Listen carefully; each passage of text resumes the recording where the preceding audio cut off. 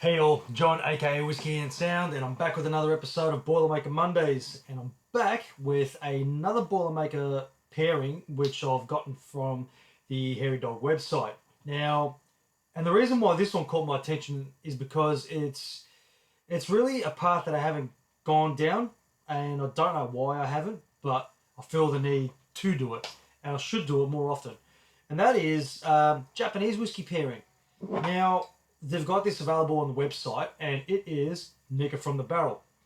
Now, this is such a reliable blended whiskey that's because of the high ABV on it, you tend to forget that it's a blend. It's so well put together. So, and it has been a while since I did try it, so I'm going to crack this one open now. And Hairy Dog have put this together with a juicy IPA from Three Ravens, which is nice and local for me because it's based in Thornbury or Northwood, if I'm not mistaken. So, Nikka from the barrel, this is one where they've basically put together like over 100 different single malts and single grains, put them all together, barrel aged them for I think a few months, and then released it at 51.4 something or other. I think it's 51.4. I actually need my glasses. I really need to put my glasses on when I'm doing these videos from now on. Sign of the age, I'm in my 40s, and yeah, my eyesight is basically not as sharp as what it was. 51.4, but my memory is good, so that's good. So, 51.4%, and it is such a lovely, florally, citrusy whiskey. Like, so many fruits are happening in this, like lots of stone fruit, lots of berries. The more you go digging into it, like you can pick up on peat notes as well. So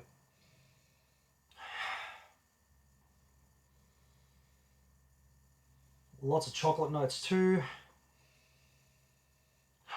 Some honey notes as well.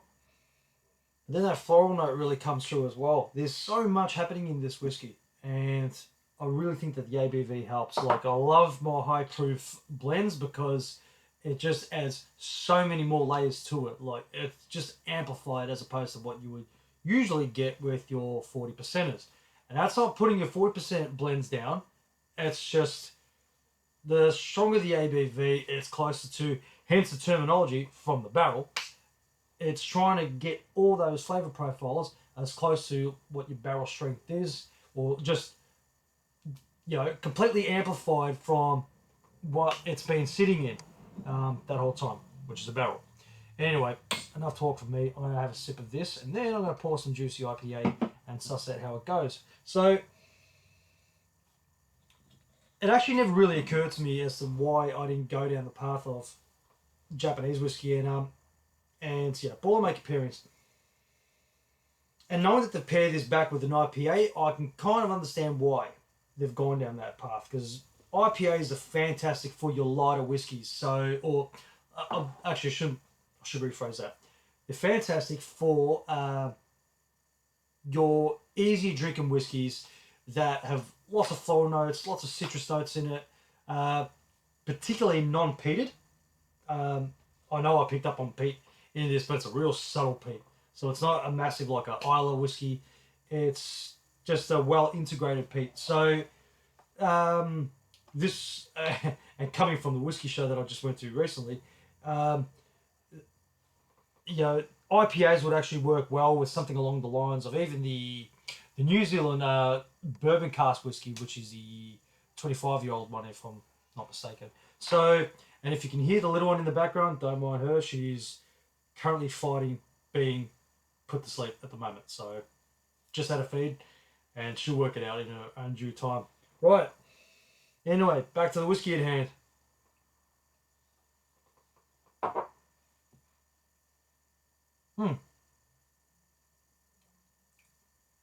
Oh, wow. Yeah, that's the one that I remember.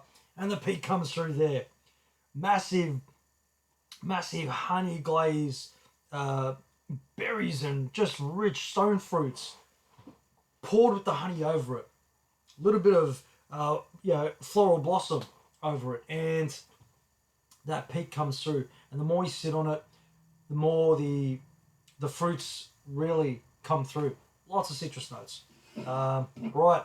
Anyway, that's a Nikka from the whiskey. No, Nikka from the whiskey. Nikka from the barrel.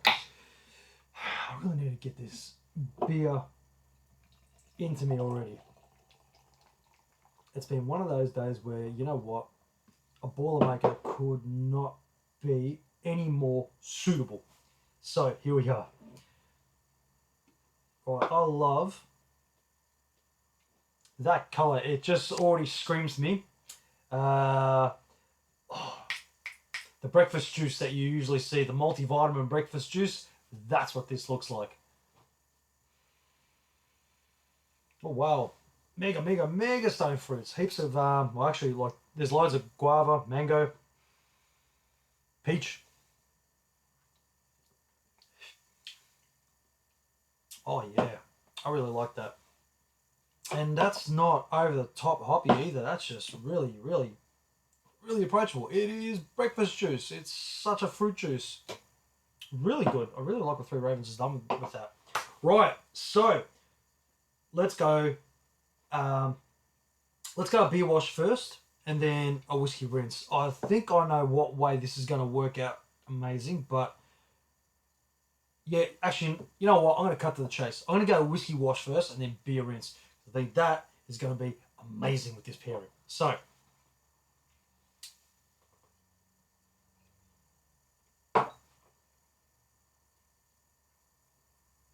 coat that palate.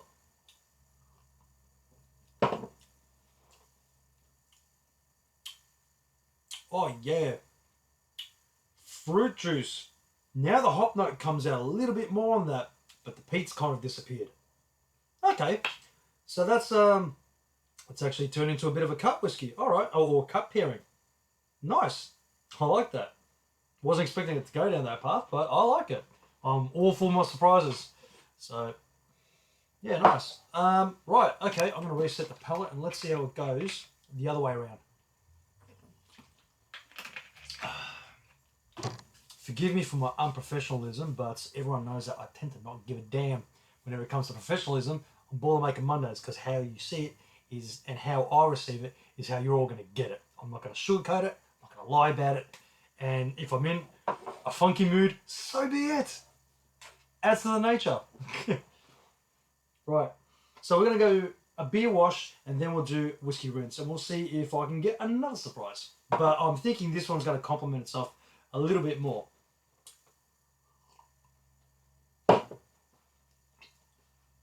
Yeah, right. Back to fruit juice goes again. And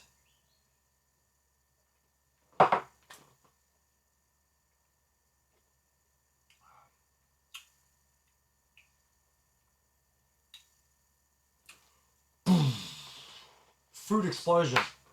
That's the pairing. That's the way that you want to go down that path. That's the path that you want to take. That was just big tropical fruits, stone fruits, all the fruits, every fruit. Chuck it all in, it's all there. That's good. I like that. Really nice. That cuts through. So what's the ABV on the can? It is... So New England IPA as well. 6%. So they put a small beast up against a big beast. I like that. You know what, Hairy Dog? You actually done a not bad job on this pairing because it complements one direction and it cuts the other way. That's fun. I like it. I really like it. Cool. And so sessionable. I could do a couple of these Boilermakers, no sweat. And, yeah, whether it's actually... Yeah, you could do that one pretty much all year round. It's you know what you're going to get with it. So if you're in for a fruity Boilermaker pairing, then that's the one that you want to go down. Yeah, 110%. Don't think twice about it. So it's available still through Hairy Dog on the website. So feel free to grab yourself a pack of that. I endorse it. So, and I'm not being paid for it, just so everyone knows. I got my hands on this boiler pack like anyone else would, and like anyone else should. But I am going to say where I got it from. So, yeah. Cool. Well, thanks for joining us on that episode.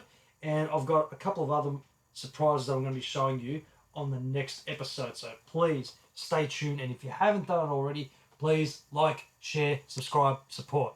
I'm back and I've got plenty pairings to follow and plenty guests to join me as well. So stay tuned and have a good one. Have a good week, and I'll catch you next Monday.